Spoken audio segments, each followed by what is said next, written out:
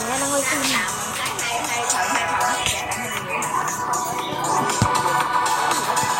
Làm hết luôn hả? Không có, như làm cái hai phần á là dư, còn dư nó đem về.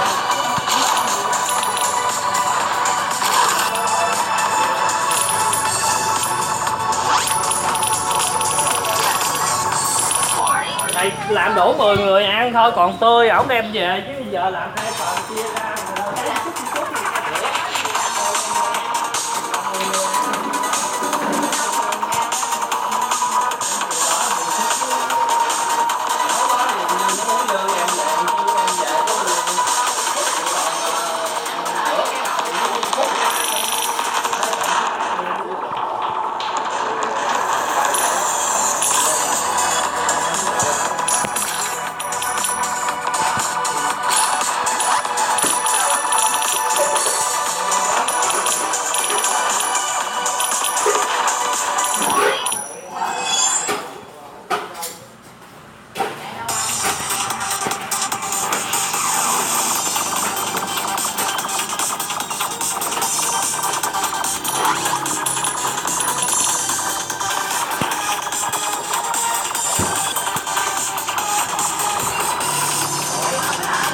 No.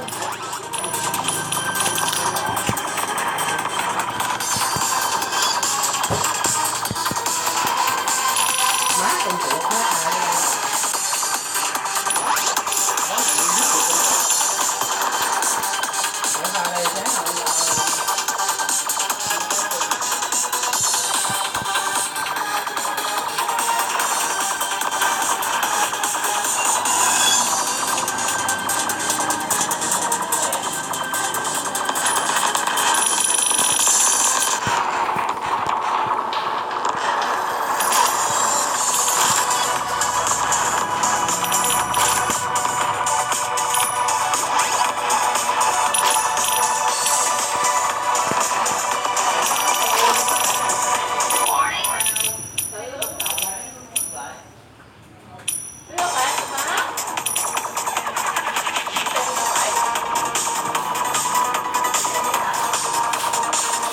Tính tiền kìa.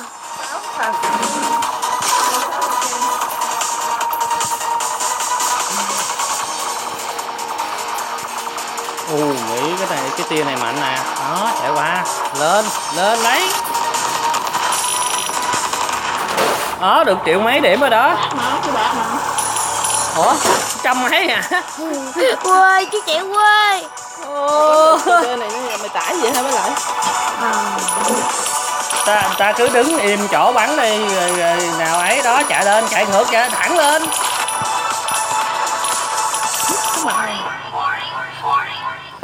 Cái này mang hư thôi. Quẹt đó. Làm 6 hả? 6. Tay nó kìm điện thoại bằng thiếu không?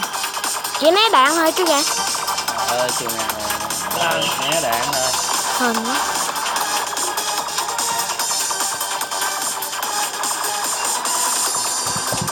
Ăn cho ghẹ hơn chút xíu ăn ngon. Ăn. Lên mới chơi được có 100 mấy nè. Tiền. Nói tiền vui nè. Ủa tụi con thợ quăng bánh tiêu trời. Ai? Ủa bữa nãy thì sao coi gì ba cũng hỏi điện thoại màu đỏ thì sao nữa? Cháu Trên xuống sao hốt nguyên đống